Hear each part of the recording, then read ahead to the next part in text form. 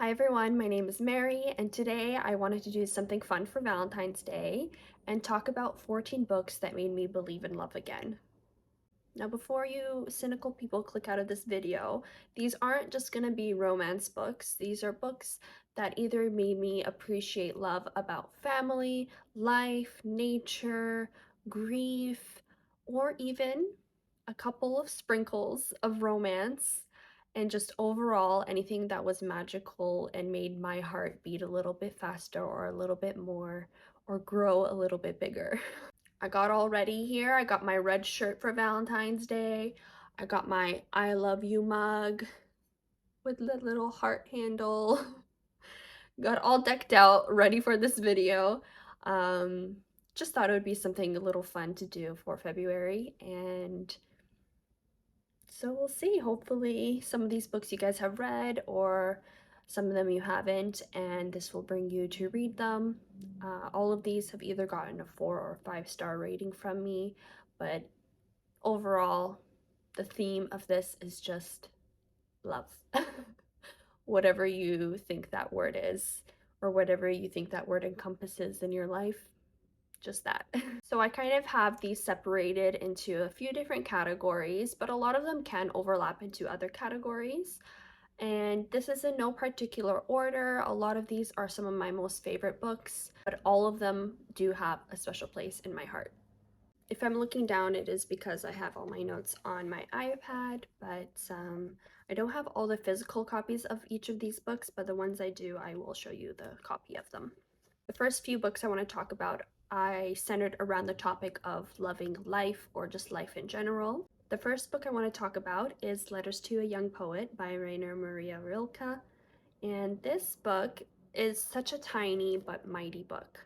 I talked about this book in my 2022 stats video as one of my favorite books of the year. 2022 was the first year I actually read this book, and I do plan on rereading this book this year and probably for many, many years to come.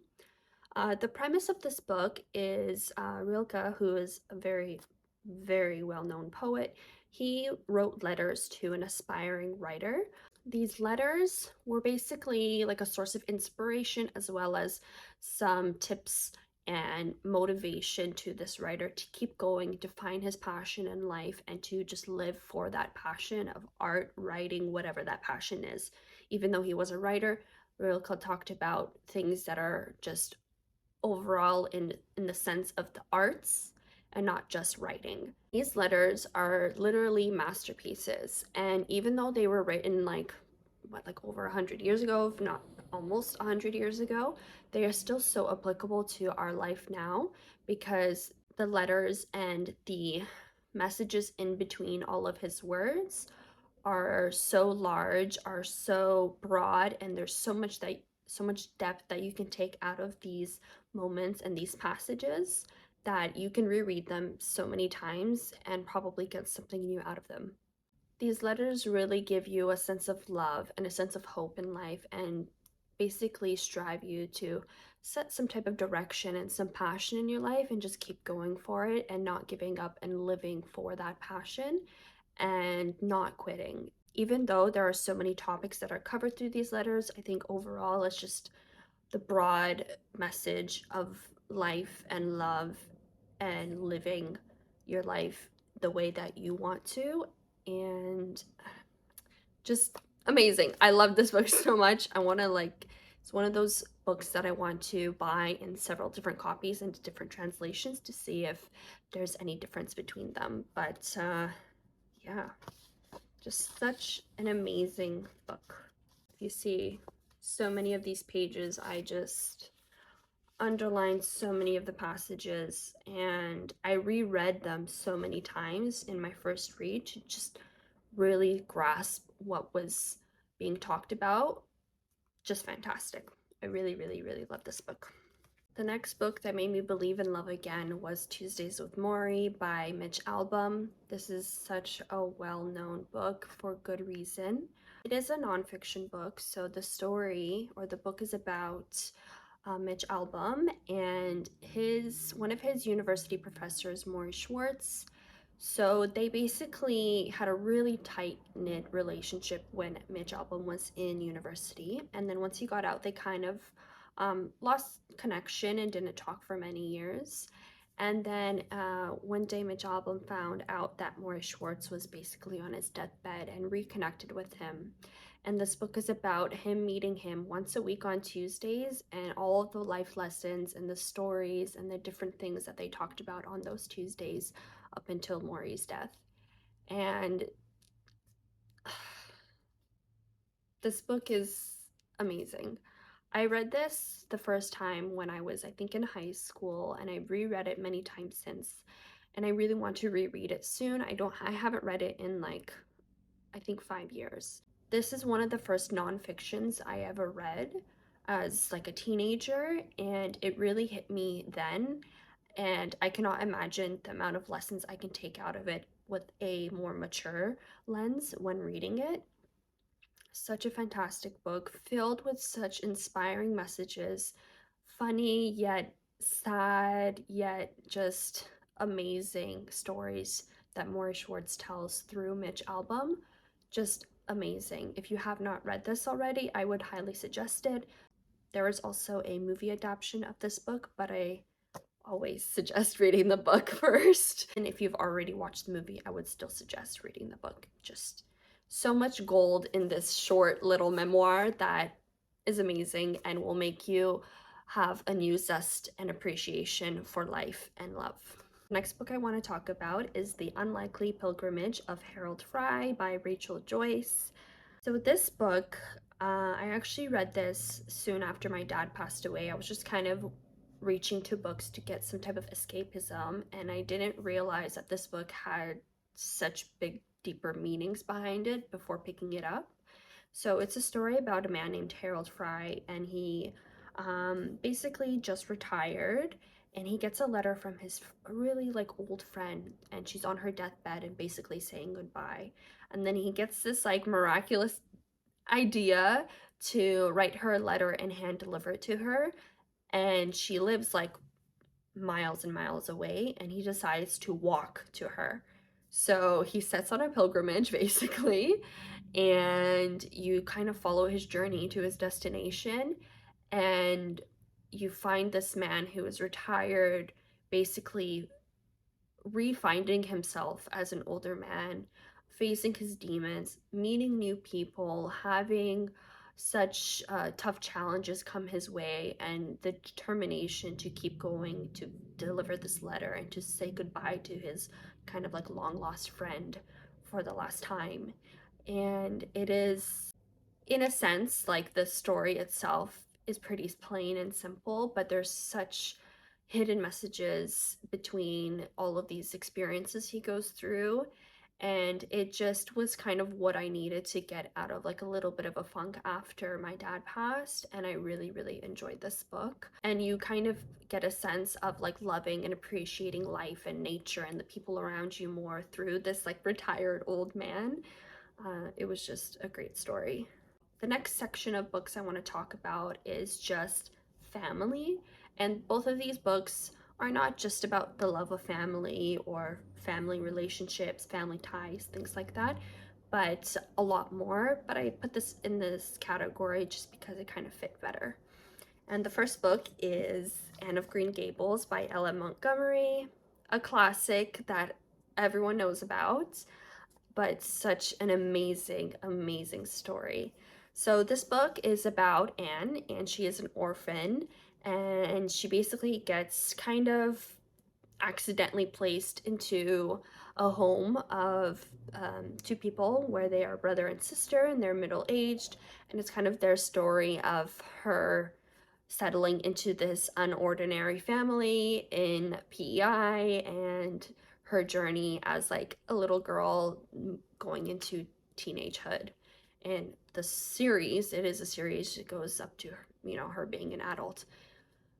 But Anne is such an amazing character. She has this love of life and appreciation of life like no other.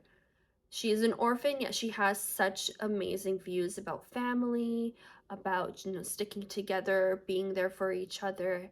just fantastic. And she is such a hilarious character.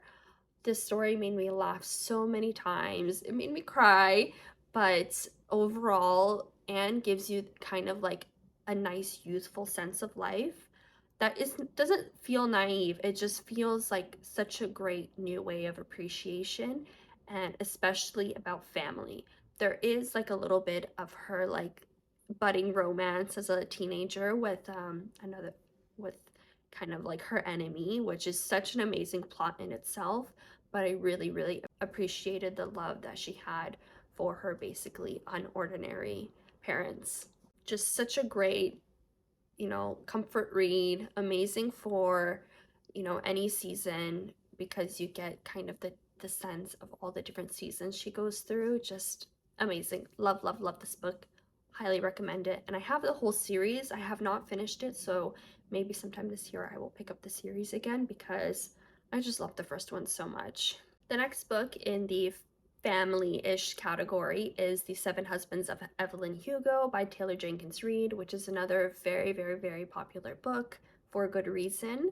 So the premise of this book is about a Hollywood star named Evelyn Hugo, and she's basically lived such like a scandalous old Hollywood life. She's had 7 husbands, and she basically decides to share her story and her truth and basically spill all the tea about her life. So she hires a reporter that is very unknown, that is very not popular, named Monique, and basically nobody understands why, but Monique takes the challenge of, learning her story and writing a piece about it. You follow along the journey of them talking through her life, about her 7 husbands, being like a famous person in old Hollywood, and then also trying to figure out why she chose this reporter and like what kind of connects them. And this story is just fantastic. You get such a great sense of like famous people in old Hollywood, a great sense of this scandalous yet amazing woman and all the things that she's gone through and the 7 husbands she's married and the family ties. And it's just such a great, fantastic read. So easy to read. You can binge it like in a day. It's just such a fantastic read. And it's just one of those books that I always constantly think about and makes me kind of appreciate family more and just gives like a little spice to life. And there obviously is like romance parts to this book, but it's just overall such a great sense of life in itself and the things that you go through. And yeah, just such a really great book. I mean, you can't go wrong with Taylor Jenkins Reid. She has such amazing books, and I can probably put all of them on this list, but I only stuck to this one just because it's so amazing. And I think it was my first Taylor Jenkins read, if not Daisy Jones and the Six was, but I mean, I think I've given 5 stars to almost all of her books. So okay, the next section I wanted to talk about is just love, love. So love between two people, love and relationships. These 2 books hold a dear place in my heart. The first book I want to talk about for the love category is Jane Eyre by Charlotte Bronte. So this book is actually one of the first classics I read outside of school, and it's the one that got me into reading classics again. It's such a fantastic read, very digestible and very easy to read. But the premise of this story is about a girl named Jane Eyre. She is dealt a really crappy set of cards in life, and you kind of follow along her childhood up to a point where she gets hired to basically take care of a little girl. Her boss is named Edward Rochester, and you basically follow along her falling in love with him. And I mean, he is not, there are things that are not very great about him, but Jane Eyre is so amazing. She's such a strong-willed woman, way beyond her years, like such an amazing character that is so inspiring. And even though there are things that you might not like about Rochester, you still root for them. I love them as a couple. They're just amazing. Ending of this book was perfect. I just loved it so much. Such a great sense of love and a really great classic to start with if you are kind of afraid of classics or don't really find them digestible. Jane Eyre is such an amazing book. If any of you have watched any of my videos, you will not be surprised about this book, but it's A Man Called Uwe by Frederick Bachman.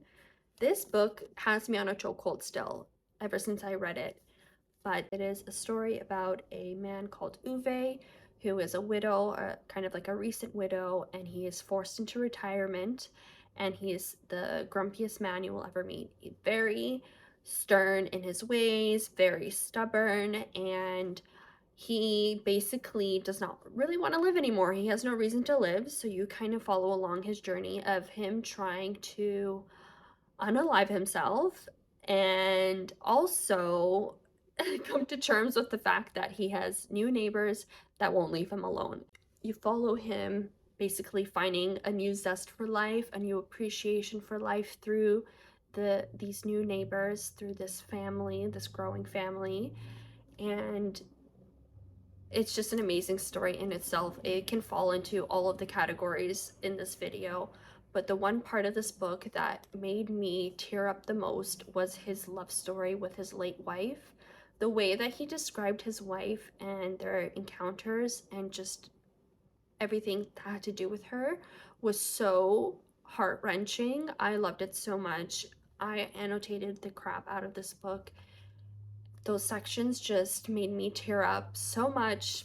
I loved them together so much, and he has such a deep appreciation for his wife and loved her like no other. Amazing, amazing book. Loved this book. Next two books I wanted to talk about go into the category of grief. And I mean, to grieve is to know love. If you are able to grieve anything like a relationship, life, someone you've lost, that means you once loved and appreciated them, or it. I mean, you can grieve a part of your life or a time in your life. And I think grief and love really go hand in hand. These two books really encompass grief for me and what I have had to grieve in my life. So the first book I actually recently read, and it's Between Two Kingdoms by Suleika Jawad.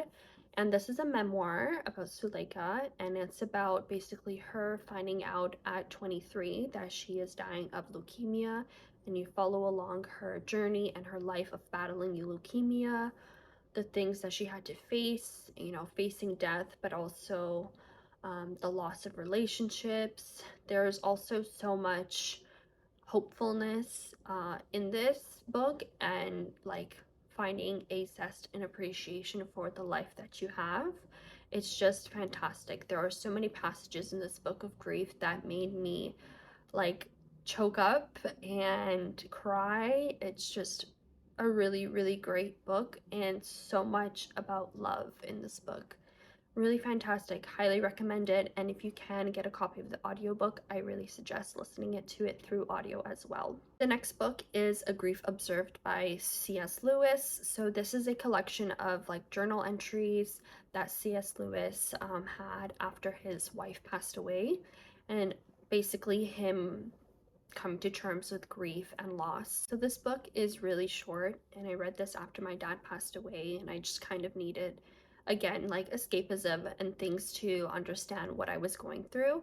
And this book really encompasses grief, like the really heart-wrenching parts of it, the anger that you can face when you're grieving, the sadness, as well as, moving on and trying to find, something to keep you going. Just this book was filled with such amazing passages. I do really need to pick it up again because I haven't read it in almost 5 years. I could probably find a new appreciation for this book after, having 5 years since the first time I read it, when I was really in the depths of that heart-wrenching grief. I'm sure it would be fantastic. Okay, and the last category, I mean, I had to, is the romance category.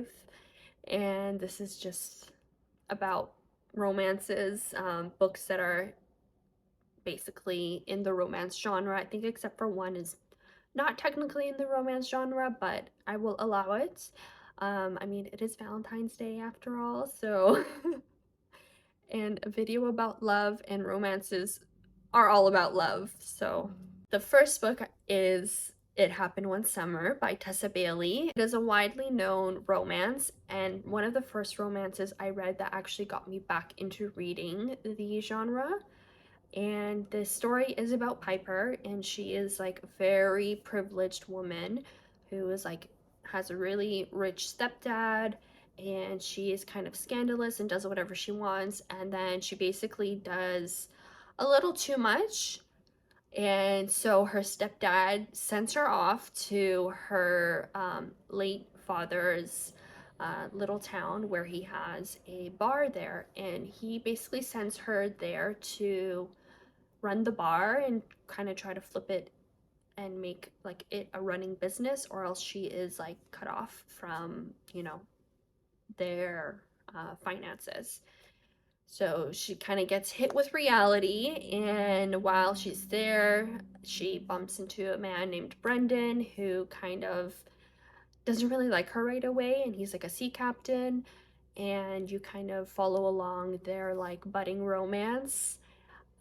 And Piper in herself has such a great character development through this book. You find her really, you know, going from someone who's so privileged to kind of understanding life a little bit better as like a civilian. And yeah, it's just such a great book. I mean, it's not perfect, but it is what brought me to the romance genre again. So in my heart, it has like such a special place. And anytime I think about this book, it just like makes me think about summer, you know, first love, and all of those great feels. The next book is The Wall of Winnipeg and Me by Mariana Zapata, and this was my first book from this author, and I gave it a 5 stars. So it is a very slow burn romance, and the premise of this book is basically this girl named Vanessa is an assistant to a football player named Aiden. She kind of hates her job, and because he's like a brooding man, he's very rude, doesn't really care about her, kind of is quiet, but she deals with like his whole life. She's his assistant for everything. And she basically one day is like, you know what, I quit. And then his life is turned upside down. So they end up coming together because she accepts this offer from him that he kind of needs. And you follow along them finally like talking to each other like people talk, and you know, becoming friends to becoming lovers. It's the slowest slow burn you will ever read, and it is just so great. I mean, I just was rooting for them so much, and I loved the feels that this book made me feel. It just was so heartwarming, and I love this book. It is so long, but it is worth it. If you push through, it is worth it. The next book I want to talk about is called Part of Your World by Abby Jimenez, and this is such a heartfelt romance. So it's a story about an ER doctor named Alexis Montgomery, and she's kind of you know, rediscovering herself and her life because she's left a really toxic relationship, and by chance she meets this carpenter named Daniel who is like 10 years younger than her. It's kind of like a forbidden romance trope.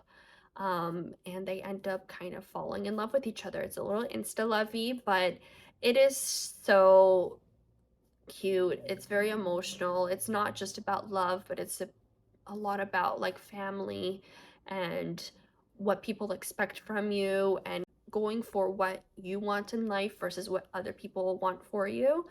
And it was a very heartfelt and emotional book, and it just made me appreciate love. And as all the couples through these books, I was rooting for them the whole time. And yeah, I really, really like this book. Then the next book is not just a book, but a whole series, but it's the Vampire Academy series. So there is, I think, 6 books. I have the books over there. Yeah, there's 6 books in this series. So the series is about vampires, but it's about a girl named Rose Hathaway who is basically like a vampire protector bodyguard for royal vampires. She's the bodyguard for her best friend named Lisa Dragomir, who is the last in her lineage because of a really terrible car accident. And so the story in the series is all about, you know, their life together in school and facing all the drama of vampires. So their relationship in itself is so fantastic, such a great relationship between two best friends. But what I loved about this series was the relationship between Rose and Dimitri, who is kind of like one of the mentors, I guess you could say. Uh, just I love them so much together. I rooted for them so hard. And this actually became a TV series this year, and I loved the TV series. It was fantastic too. And I really, really hope they continue it. But this series in general is just so great, so easy to binge. And I mean, they're not the only relationship in this book that I rooted for a lot. I like loved a lot of the relationships between all these characters, but Dimitri just has a place in my heart like no other. And the last book I want to talk about today is Once Upon a Broken Heart by Stephanie Garber. I mean, heart is in the title, so it has to be a part of this list, right? The story is about Evangeline Fox, who is just like a lover of love. She like wants to find true love. She like lives her life for love. And she basically finds herself making a deal with the devil, basically the Prince of Hearts named Jax, and then she kind of finds out and figures out that she shouldn't have made that deal. And you kind of follow along her being trapped in this semi-relationship with Jax. And oh my gosh, I mean, you cannot not love Jax. He is such an amazing character, so funny, and their chemistry is unbeatable. And I'm actually currently reading the second book in this series, and I'm loving it already. This book is just fantastic. I mean, there is the fantasy-esque. It is like a part of the Caraval series. I mean, you don't have to read the Caraval series to read this, but it is like a part of their universe. But I love these books way more than that series. So yeah, just a fantastic book about love and about fantasy and all the good stuff. So those are the 14 books that made me believe in love again in all different forms. I hope there is a book for every one of you out there, depending on what type of love or what type of magical feeling you want to feel through these books. I highly suggest all of them. Let me know if you've read any of them, or if there are any books that you think that should be on this list that I didn't talk about, or any books that you recommend that kind of fall into these different categories that I created for this video. So thank you guys so much for watching. I hope you guys have an amazing day and happy reading. Bye! On rainy days, just need your company, don't need too much, just your simple love.